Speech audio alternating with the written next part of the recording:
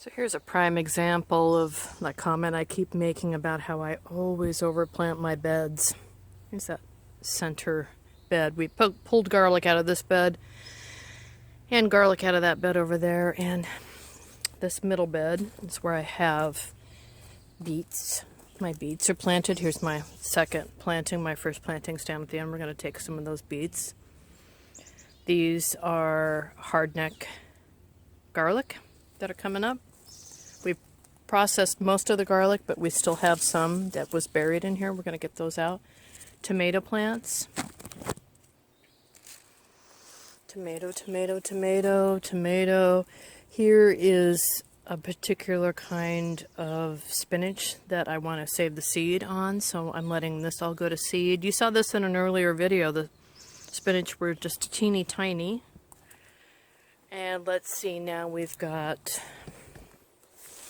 some more beets. These I'm going to harvest because I want to show you how to make a really killer salad, a cold salad for a hot day. And then we come down to the end where we have more tomatoes and another sunflower up there, but it has not bloomed yet. So let's take a look at some beets and let's get pulling. So I just have a bucket here on the ground I'm going to put my beets into, and I'm going to go ahead and pull the beet. That's a great size for me, I think. And we also eat the leaves of the beet. We eat that as a green. It's a great green. Some of these are yucky, but we'll go ahead and sort through those later. And bug bitten, remember we're organic gardeners here. So what I'll do is go ahead and pull some of those off, and then I'm going to put this in my garden bucket. And then I'm going to go back in and look for, remove a stick, and look for another beet in here. It's another beautiful beet. These are the ones we thinned several months ago and replanted some of the beets that we moved. So here's another nice one. These extra, or the ones that are bad here, I mean, I could take them over to a compost pile and put them somewhere, but I just compost right in place. You guys have seen me do this a million times. I'm literally just throwing them over there. So, got these beets. Anyway, you know how to look at a beet. We're going to go through here, pull out a bunch of beets, and then, yeah, let's get to cooking.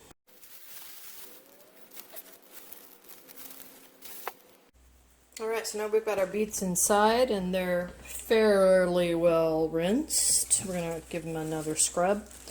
So like we talked about before, the beets, the tops are edible too. So what I'm going to do is go through here and look and see what tops look like they're worth keeping. That one looks like it's worth keeping. I'm going to go ahead and toss that into a container over there. But a lot of these have bug damage, so I'm going to put those into compost. Chickens will eat them. You know, any animal would be happy to have these. And then what I do after, this is what's bad, I've kept the good over there, is I just kind of give it a little twist and take it off. And I'm going to clean all this up later, so I'll just go ahead and do that. Put these aside right here, and then go through the rest of the batch and do the same thing. So let's get going.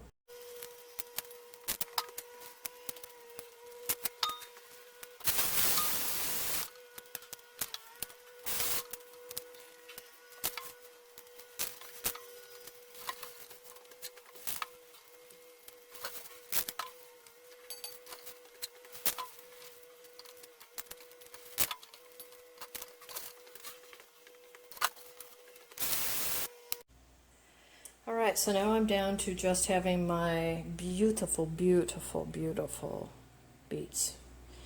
And I'm going to just do a little trimming here.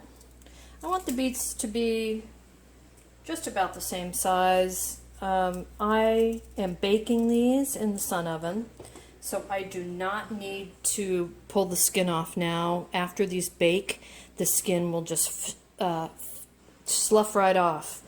So because I have different sizes, I want to kind of figure out the smallest-ish one and get everything about that size. So I think, but I like a big chunk too, so I might just have these bigger ones, half them. If I have cutting board, that'd be better.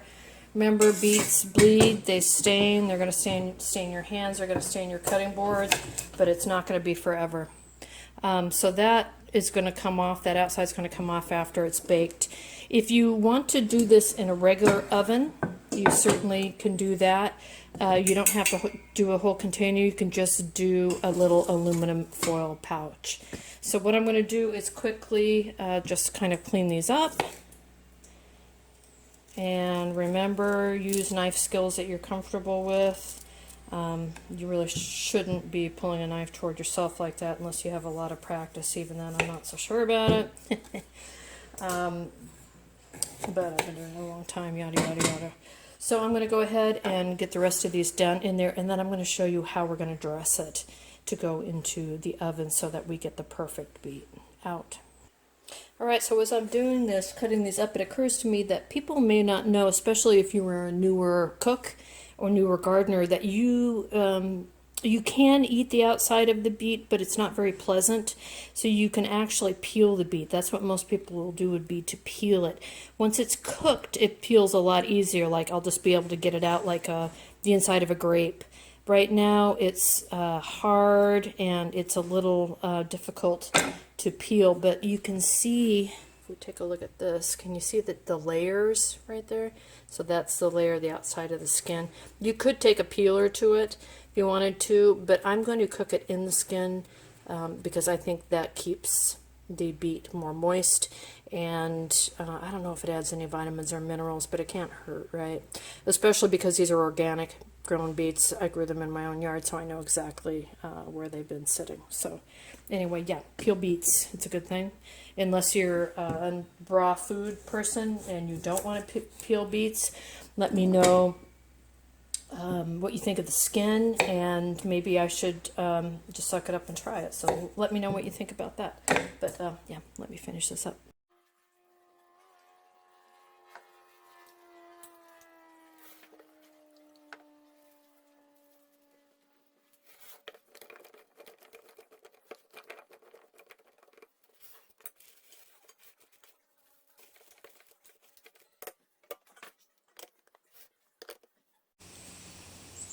Alright, you guys, so now we're going to put our stacked pots into the American Sun Oven. I think it's actually Sun Oven on this one. I have a second one, and I think it says All American Sun Oven. I don't remember. So a couple people have been asking me about the prices on the Sun Ovens, and man, they used to be significantly less expensive. But I want to tell you, I got this one off of Craigslist for 50 bucks. It came with pots and pans and a manual and a whole bunch of stuff. So you can find them if you do a search and keep an automatic search going on Craigslist, Facebook Marketplace, etc. They're still out there. But right now, my other one though, we got new, and it was 250 bucks maybe 8 years ago. Now they're almost $500, which is crazy to me. But let's see. So what we do is we put the glass down. You saw that it's 325 degrees right now. That food is a little cool when I put it in there. So we're going to just let this cook for a while, and what I want to do is check the shadow. It's probably better to do it from the back. This is what you do with any kind of a solar, like if you have a portable solar panel. See how the shadow is greater on this side than it is on this side? We want to just move it to where they're even enough, and that's when you know you have the best coverage. Looks like I'm a little too far. There. We'll call that good, and the sun's going to come over this way, so I'll have to come out a couple times and check it. But yeah, I'll let you know when we come out and check again. Alright, so it's been about an hour. We're 275, and I'm pretty sure the greens are done. Let's take a peek. Well, one bummer about this is opening up the oven and all the steam comes out, but yep, greens are done. It's always amazing how much they disappear down to, isn't it? Alright, so I'm going to take that off. Ooh, look at the beets. They're gorgeous. Let's see. Nope, still hard. This, out here in the sun oven, this can take a few hours. Inside the house, not nearly as long, but you know, hey, we're using the sun, so that's a good thing. The lids match each other to the pots, and I'm just going to recenter that a little bit,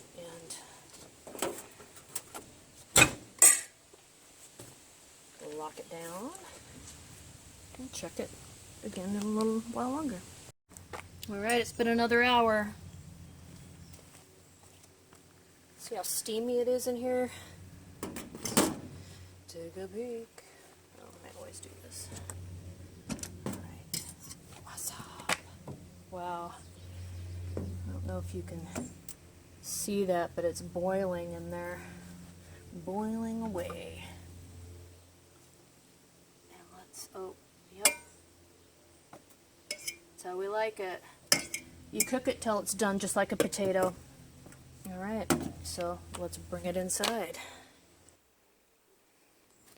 Alright, so now we've got it inside, and since we're making a cold salad, I just want to remove that top, and I'm going to let this cool down until I can handle it easily, and then we'll just take the skins off. See how easy that just came off? It's like that. But we'll wait till they're cold enough I don't burn the hell out of my hands. And yeah, so we'll be back in just a little bit. Oh my gosh. If you wanted to eat the beets warm, you could just peel the skin and eat them right now. Peel the skin off carefully. Or you could eat the skin if you like. I just find it a little hard, so I don't like it. Anyway, we'll come back when it's cool. Alright, so these seem to be cool enough to go ahead and get to work on. Can't see those very well, can you? After I peel these all, I'm going to mix them with feta cheese. The saltiness and the creaminess of the feta goes so well with the sweetness and the more firmness of the beet. It's just, it's a combination that's to die for. So all you do is that, skin comes right off.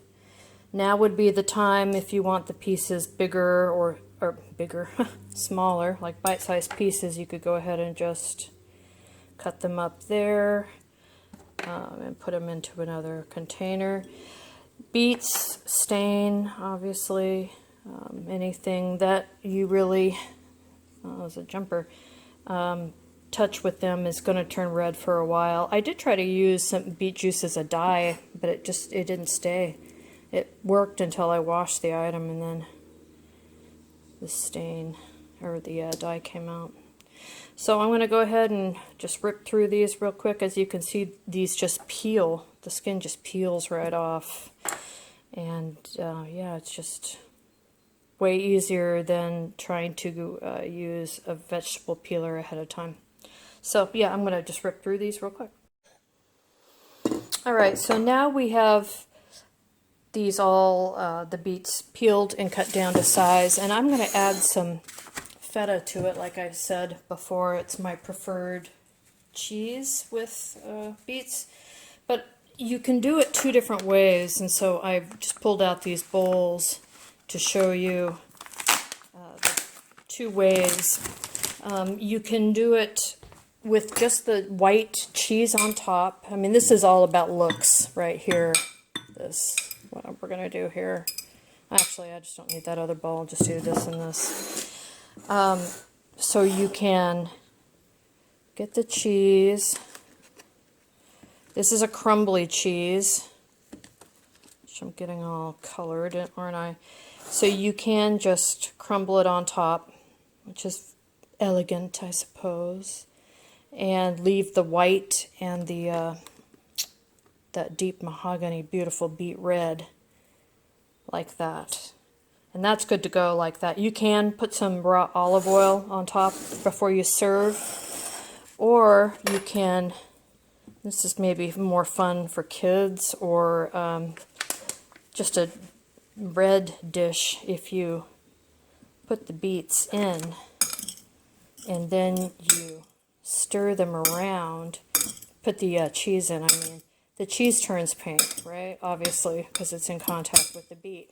But it changes the whole look of the salad. You may, I mean, it looks, I don't know, I don't think it looks as appetizing, but it's interesting, right? So if you stir it, you get like this pink salad. If you don't, and you just put it on top. For guests, I think that's kind of cool. For kids and just for us at home, I do this a lot. And like I said, you can dress the top with raw olive oil, extra virgin olive oil, and it's really nice. Taste it. You may want to add some more salt, but this cheese is very salty, creamy, beautiful. Anyway, so that's cooking in the sun oven today. A cool salad, great for the summertime.